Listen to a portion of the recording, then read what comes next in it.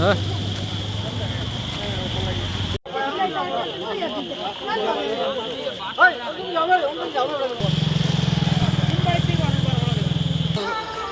সবাই ওবাই গেল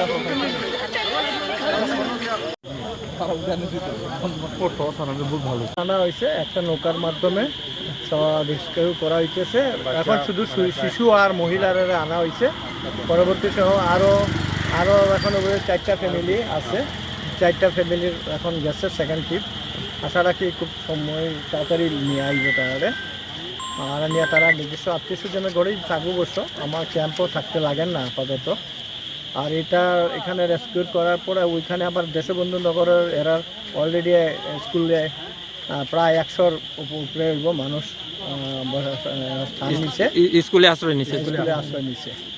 আর এখানে এখন পর্যন্ত করা হয়েছে না, খুব একটা হইতেছে না, খালি এরা জলের ভিতরে আবদ্ধ হয়ে আছে। প্রত্যেকে রেস্কিউ টিম আনা হয়েছে, এনডিআরএফ এবং সঙ্গে সার্কেল অফিসার আছে, প্রশাসন আছে, সব মিলিয়ে কাছে স্থানীয় মানুষের সবই সাহায্য করতেছে। আজকে আশা রাখি এখন বৃষ্টি না হইলে জল ধীরে ধীরে নামে।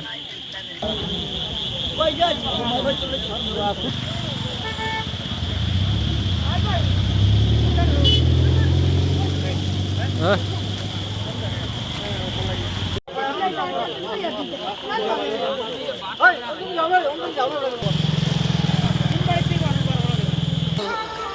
সবাই ওবাই গেল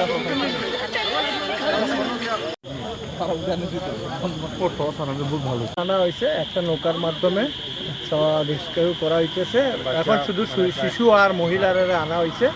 পরবর্তী সময় আরো এখন ওদের 4টা ফ্যামিলি আছে।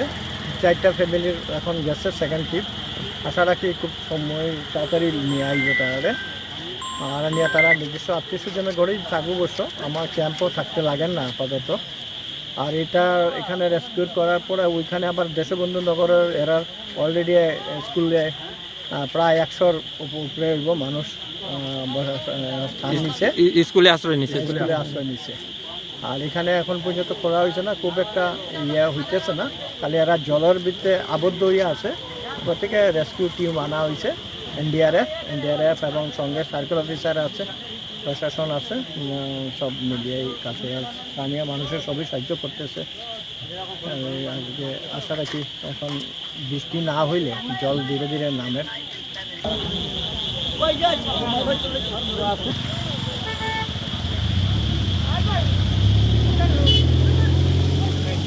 হ্যাঁ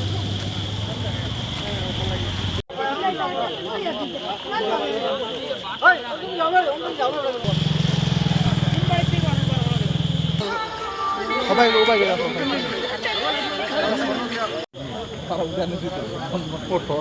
ভালো